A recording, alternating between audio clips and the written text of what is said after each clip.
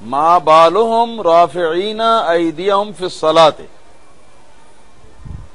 اس حدیث کی خصوصیت یہ ہے نسائی کی کہ اس میں 3 جگہ پر نماز کا لفظ فی الصلاۃ کا لفظ 3 جگہ پر آیا ہے. ما بالهم رافعین ایدیہم فی الصلاۃ کأنہا اذناب الخیل الشمس اسکنوا فی الصلاۃ.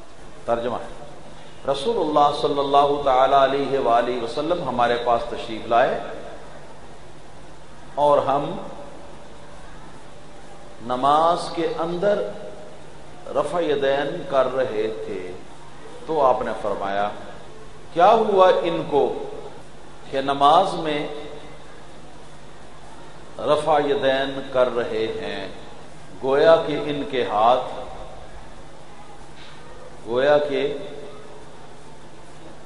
کے ہاتھ شریر گھوڑوں کی دمیں ہیں. سکون اختیار کرو نماز میں. بس یہ حدیث کا ترجمہ پورا ہو. اب جو ہمارا استدلال ہے اس کی وضاحت میں کر دوں. اس حدیث کے اندر یہ بات واضح طور پر سامنے آ رہی ہے کہ کچھ لوگ مسجد کے اندر رفع یدین نماز کے اندر کر رہے تھے. بات بڑی واضح ہے. اتنے میں رسول اللہ صلی اللہ علیہ وسلم تشریف لے آئے تو آپ نے ان کو دیکھ کر ان کے اس عمل پر خفگی اور حیرت کا اظہار کیا، ناراضگی کا اور حیرت کا اظہار کیا. اور سرکار نے اس مقصد کے لیے 3 فقرے ارشاد فرمائے.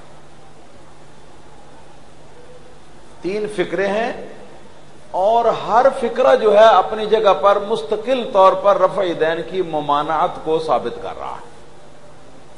پہلا فقرہ کیا ہے؟ ما بالهم رافعین ایدیہم فی الصلاۃ. کیا ہوا ان لوگوں کو نماز کے اندر اپنے ہاتھوں کو اٹھا رہے ہیں، نماز کے اندر رفع یدین کر رہے ہیں استفہام انکاری کے انداز میں. تو یہ استفہامی انکاری کے انداز میں یہ فرمانا کیا ہوا ان لوگوں کو یہ رفع یدین کر رہے ہیں، یہ فقرہ اتنا فرمانا جو ہے یہ کافی دلیل ہے اس بات کی کہ سرکار کو یہ پسند نہیں آیا اور یہ کہ یہ سرکار اس سے روک رہے ہیں. سرکار کی مرضی یہ تھی کہ ایسا نہ ہوگا. دوسرا فقرہ کأنہا اذناب الخیل الشمس. کأنہا گویا کہ وہ کیا ان کے ہاتھ، کأنہا گویا کہ ان کے ہاتھ رفع یدین کرنے والے ان کے ہاتھ جو ہیں یہ شریر گھوڑوں کی دمیں. اب یہ فقرہ جو ہے یہ مستقل طور پر یہ رفع یدین کی نماز کے اندر ممانعت کے لیے دلیل ہے. اگر اس کا ما قبل فقرہ نہ ہوتا، ما بعد والا فقرہ بھی نہ ہوتا تو یہ اکیلا فقرہ بھی کافی تھا، کیونکہ نبی کریم صلی اللہ علیہ وسلم ان کے اس عمل کو رفع یدین کے ان کے نماز کے اندر کے اس عمل کو آپ فعل بہائم کے ساتھ تشبیہ دے رہے ہیں، چوپایوں کے فعل کے ساتھ تشبیہ دے رہے ہیں. تو کسی انسان کے کسی فعل کو چوپایوں سے تشبیہ دینا یہ دلیل ہے اس بات کی کہ اس پر سرکار انکار فرما رہے ہیں اور سرکار بتانا چاہتے ہیں کہ ایسا نہیں ہونا چاہیے تھا. تو یہ مستقل ایک دلیل ہے اس رفع یدین کی ممانعت پر. پھر اس کے بعد تیسرا فقرہ جو ہے اس نے تو رفع یدین کے تابوت کے اندر آخری کیل ٹھونک دی. وہ کیا ہے؟ اسکنوا فی الصلاۃ. سکون اختیار کرو نماز کے اندر. تو یہ فقرہ جو ہے اگر پہلے دونوں فقرے نہ ہوتے، اکیلا یہ تیسرا فقرہ ہوتا تو یہ اکیلا بھی اس رفع یدین کی ممانعت کے لیے کافی ہوتا. تو مطلب یہ کہ 3 فقرے سرکار نے ارشاد فرمائے ان کے اس رفع یدین کے عمل پر. اور ان فکروں میں سے ہر ایک ایک فکرہ مستقل طور پر اس نماز کے اندر والی رفع یدین کی ممانعت ثابت کر رہا ہے۔ یہاں پر ہماری بات پوری ہو گئی۔ اس کے بعد وضاحت کر دوں، وہ اس حدیث کے بارے میں کچھ گفتگو کرتے ہیں اور بہتر ہے اس کا جواب بھی ساتھ ہی ہو جائے۔ وہ یہ کہتے ہیں جی کہ دیکھو جی یہ وہ رفع یدین نہیں ہے جو مقامات ثلاثہ کی رفع یدین ہے نماز کے اندر کی، بلکہ یہ تو نماز کے اخیر کی رفع یدین ہے کہ جو بعض حدیثوں میں آتا ہے کہ صحابہ کرام فرماتے ہیں ہم نماز پڑھتے تھے اور نماز کے دوران ہم جس وقت السلام علیکم ورحمۃ اللہ کہتے تھے اس طرف تو اس طرف ہاتھ کے ساتھ اشارہ کیا، السلام علیکم ورحمۃ اللہ، السلام علیکم ورحمۃ اللہ، یہ ہاتھ کے ساتھ اشارہ کرتے تھے۔ تو نبی کریم صلی اللہ تعالی علیہ وسلم نے ہاتھ اٹھانا یہ سلام کہنے کے وقت نماز کے آخر میں اس سے منع کیا ہے، یہ حدیث اس کے ساتھ تعلق رکھتی ہے، یہ اس نماز کے اندر والے رفع یدین کے ساتھ اس کا کوئی تعلق نہیں۔ اور اس کی دلیل بھی وہ یہ دیتے ہیں کہ دیکھو جی امام نسائی رحمۃ اللہ علیہ نے اس کے اوپر جو باب قائم کیا ہے وہ باب السلام بالایدی فی الصلاۃ، ہاتھوں کے ساتھ نماز کے اندر سلام کرنا، باب بھی یہ بند ہے۔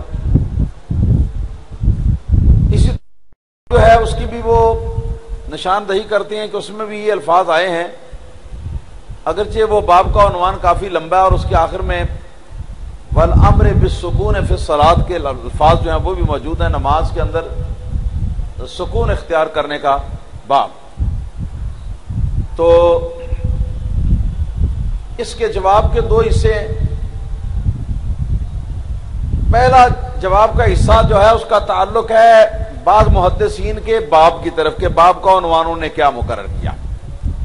اس کا جواب یہ ہے کہ ہمارا استدلال رسول اللہ صلی اللہ علیہ وسلم کی حدیث سے ہے، کسی محدث کے عنوان قائم کرنے سے ہمارا استدلال نہیں۔ اچھی طرح یاد رکھنا بات حدیث کی ہو رہی ہے، تو اگر امام نسائی کا جو قائم کیا لکھا ہوا باب کا عنوان ہے وہ بھی اگر آپ حدیث سمجھتے ہیں تو آپ کی نرالی سمجھ ہے، پھر اس میں تو کلام ہی نہیں۔ اور ہم اس بات کو مان رہے ہیں کہ جو رفع یدین کے منکرین ہیں وہ اس سے جان چھڑانے کے لیے اس کو سلام کے ساتھ ہی متعلق کرتے ہیں، تو لہذا یہ ہمارے مخالف ہیں، چونکہ یہ شافعی مذہب کے ہیں اس لیے ہمارے مخالف ہیں، اور اس وجہ سے یہ رفع یدین نماز کے اندر والا جو ہے اس کے بارے میں اس حدیث کو وہ اپنے مذہب کی بنیاد پر نہیں مانتے، لہذا انہوں نے اس کی تعویل کر دی ہے، اور وہ تعویل جو ہے وہ عنوان کے اندر انہوں نے وہ الفاظ جو ہیں وہ لکھ دیے ہیں باب السلام بالایدی فی الصلاۃ۔ لہذا ہمارے اوپر یہ کوئی حجت نہیں ہے، حجت ہوتی ہے خصم کے مسلمات میں سے، اور یہ نہیں کہ کوئی حنفی دلیل دے تو کسی حنفی کتاب سے دلیل دے وہابیوں کو، تو کون وہابی مانے گا؟ وہ کہیں گے یہ تو تمہارا ہدایہ نا اس میں لکھا ہوا ہے، تم بخاری مسلم کی بات کرو، حدیث کی کتاب کسی کتاب کی بات کرو، حدیث کے الفاظ کی بات کرو، ہم تو ہدایہ کو مانتے ہی نہیں۔ تو اسی طرح ان کا یہ معاملہ بھی ہے۔ تو نتیجہ کیا نکلا کہ ہماری دلیل حدیث نبوی ہے، ہماری دلیل کسی محدث کا باب کا عنوان نہیں۔ اس کو اٹھا کر آپ لے جائیں اپنے گھر میں اپنا دل خوش کرنے کے لیے، اس کو روز اس کو دیکھا کریں، ہمیں اس سے کوئی فرق نہیں پڑتا۔ دوسری بات یہ کہ دراصل بھی یہ بات کیا درست ہے کہ یہ سلام کے وقت کی حدیث ہے؟ وہ کہتے ہیں ہاں۔ دلیل کیا ہے؟ کہتے ہیں دلیل یہ ہے کہ اس سے آگے جو حدیث آئی ہے اس حدیث کو دیکھو، ان جابر بن سامرہ، وہ حضرت جابر بن سامرہ سے وہ بھی حدیث مروی ہے، قال كنا نصلي خلف النبي صلی اللہ علیہ وسلم، فرماتے ہیں کہ ہم لوگ نماز پڑھ رہے تھے نبی کریم صلی اللہ تعالی علیہ وسلم کے پیچھے، حضور امامت فرما رہے تھے، ہم اقتداء فرما رہے تھے۔ فنسلم بأیدینا، تو ہم جب سلام پھیرتے نا السلام علیکم ورحمۃ اللہ، تو اپنے ہاتھوں کا اشارہ بھی ساتھ کرتے، ہاتھوں کا اشارہ بھی ساتھ کرتے، السلام علیکم ورحمۃ اللہ، السلام علیکم ورحمۃ اللہ، ہاتھوں کا اشارہ کرتے۔ نسلم بأیدینا، نسلم کا لفظ اور بأیدینا کا لفظ، اپنے ہاتھوں کے ساتھ سلام کرتے۔ تو جو ہی سرکار دو عالم صلی اللہ علیہ وسلم نے نماز ختم فرمائی تو ختم فرما کر ارشاد فرمایا ما بال هؤلاء یسلمون بأیدیہم، کیا ہوا ان لوگوں کو کہ اپنے ہاتھوں کے ساتھ یہ سلام کرتے ہیں، ہاتھوں کے سلام کرتے ہیں۔ کأنما اذناب خیل شمس، گویا کہ ان کے ہاتھ جو ہیں وہ شریر گھوڑوں کی دمیں ہیں۔ اما یکفی احدهم ان یضع یدہ علی فخذہ ثم یقول السلام علیکم السلام علیکم، کیا اتنی بات کافی نہ تھی کہ تم میں جو بھی نماز پڑھتا تو وہ نماز کے آخر میں اپنا ہاتھ ران کے اوپر رکھتا، اپنا ہاتھ ران کے اوپر رکھتا اور صرف اپنے منہ سے کہتا السلام علیکم السلام علیکم۔ بات سمجھ شریف میں آئی؟ یہ دوسری حدیث ہے، وہ کہتے ہیں یہ اور وہ ایک ہی حدیث ہے۔ بس یہ ہے گمسان کا مقام، جس مقام پر وہ بڑی جان توڑ کوشش اور محنت کرتے ہیں۔ کہتے ہیں جی کہ وہ حدیث بھی یہی ہے، اس کے بھی جابر بن عبداللہ راوی، جابر بن سامرہ راوی، اس کے بھی جابر بن سامرہ راوی ہیں۔ تو یہاں سلام کے وقت ہاتھ جو ہے نا ان کے اٹھانے کا یہ ذکر آ گیا ہے، پچھلی حدیث میں نہیں تھا، تو پچھلی حدیث کی یہ گویا شرح ہے۔ تو ہمارا جواب کیا ہے؟ ہمارا جواب یہ ہے کہ کم سے کم حدیث نبوی جو ہے اس کے اندر تو اپنی رائے ڈالنے سے پرہیز کرنا چاہیے۔ دیکھو یہ دو الگ الگ واقعات ہیں، ان کو جوڑ کر یہ ایک بنا رہے ہیں۔ پہلی حدیث جو ہم نے لکھوائی وہ کیا تھی؟ کہاں سے شروع ہوئی تھی؟ قال خرج علینا رسول اللہ صلی اللہ علیہ وسلم ونحن رافع ایدینا فی الصلاۃ۔ جابر بن عبداللہ فرماتے ہیں کہ رسول اللہ صلی اللہ علیہ وسلم گھر سے ہمارے پاس تشریف لائے مسجد کے اندر۔ بعض روایات کے اندر مسجد کے اندر آنے کا ذکر بھی ہے، گھر کا ذکر بھی ہے، گھر سے مسجد میں ہمارے پاس تشریف لائے۔ تو جس وقت سرکار تشریف لائے اس وقت ہم نماز کے اندر رفع یدین کر رہے تھے۔ جو حدیث ہم نے پیش کی اس حدیث کا آغاز یہاں سے ہوتا ہے، جو حدیث انہوں نے پیش کی اس کا آغاز یہاں سے ہوتا ہے کہ کننا نصلی خلف النبی صلی اللہ علیہ وسلم، ہم لوگ نبی کریم صلی اللہ علیہ وسلم کے پیچھے نماز پڑھ رہے تھے۔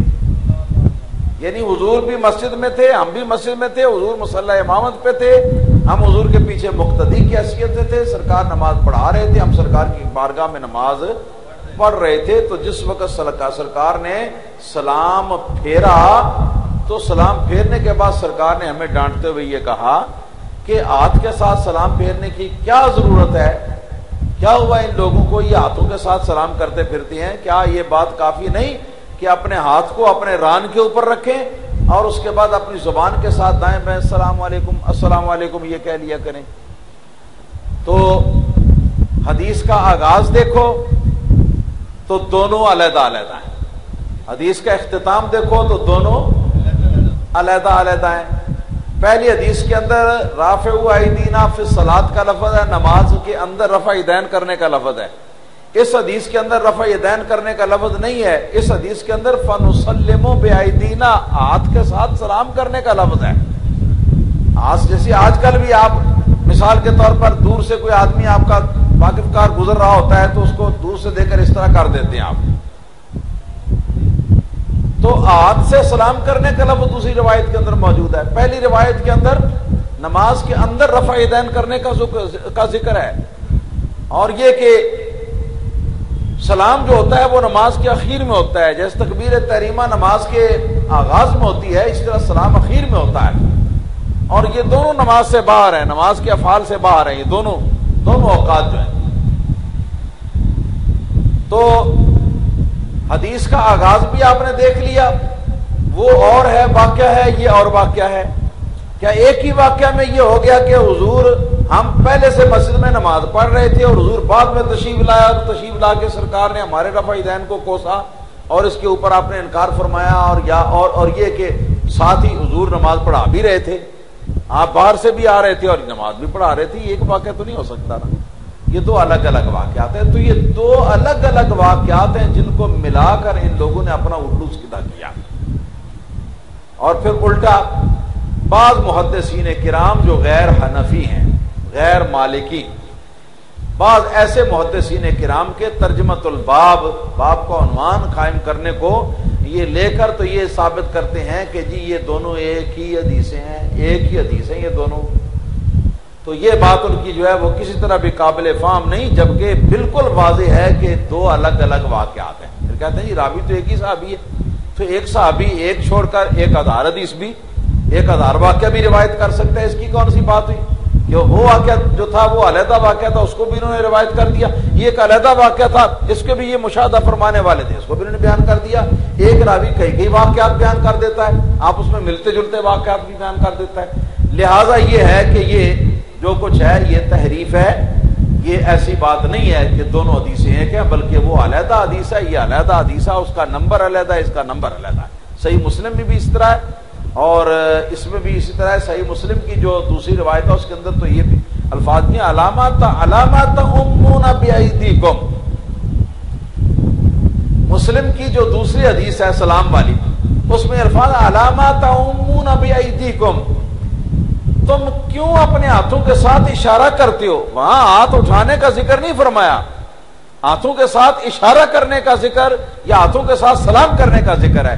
اور جو ہمارے والی حدیث ہے اس کے اندر نماز کے اندر رفع یدین کرنے کا لفظ ہے، وہاں سلام کا لفظ ہرگز نہیں۔ ہاں اگر کوئی شخص اہل حدیث کہلاتا ہو اور اہل حدیث ہونے کا مطلب یہ سمجھتا ہو کہ میں چونکہ اہل حدیث ہوں لہذا میرے لیے یہ جائز ہے کہ میں حدیث کے اندر اپنی مرضی سے جو مرضی کو تربیت کر لوں، تو وہ اس کی مرضی، پھر اس کو حق پہنچتا ہوگا، ورنہ حقیقت میں ایسا نہیں۔